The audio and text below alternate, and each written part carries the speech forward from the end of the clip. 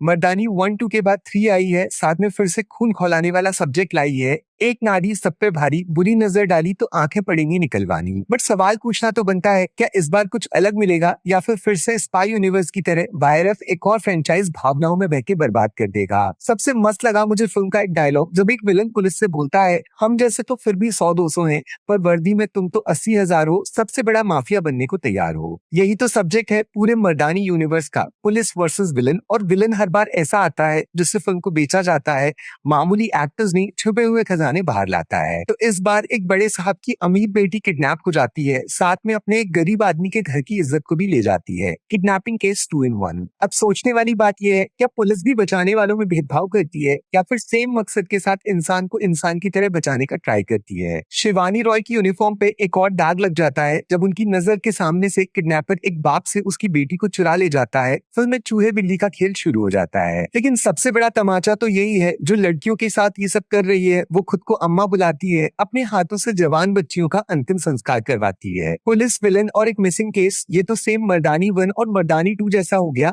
अलग क्या है, नया क्या मिलेगा, क्या है वो ट्विस्ट जिस पर फिल्म का टिकट बिकेगा। पहली बार ऐसा हुआ है जब हर गायब होने वाली बच्ची का अपहरण उसकी उम्र देखकर हुआ है, किसी खास मकसद से सिर्फ छोटे बच्चे उठाते हैं।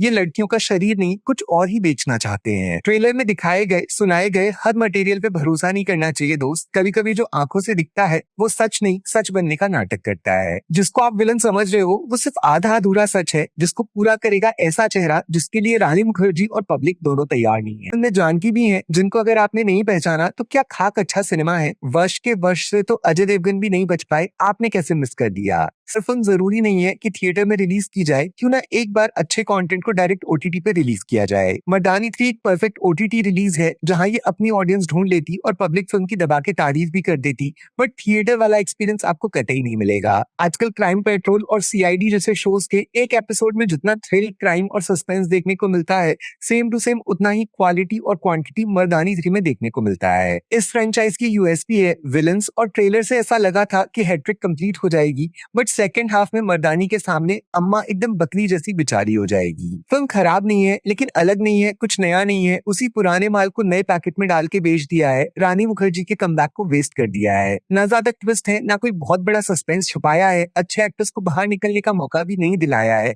मर्दानी 3 ने खुद अपना रिस्पेक्ट डुबाया है। मर्दानी इंटेलिजेंट फिल्म थी, मर्दानी 2 खूंखार हो गई थी, बट मर्दानी 3 का क्लाइमैक्स एकदम प्रेडिक्टेबल है और जीरो इम्पैक्ट डालता है।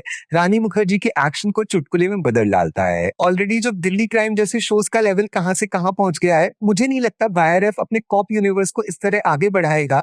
एक नए केस, नए सब्जेक्ट और नए टैलेंट को बहुत जल्दी ढूंढना पड़ जाएगा। फिल्म को 5 में से 2 स्टार्स मिलेंगे, एक रानी मुखर्जी और दूसरा नो नॉनसेंस, बिना टाइम वेस्ट किए पूरा फोकस सिर्फ कहानी पर डालने के लिए। नेगेटिव्स, प्रेडिक्टेबल स्टोरी, अच्छे एक्टर्स को वेस्ट करना और क्लाइमेक्स में जीरो इमोशंस फील करना।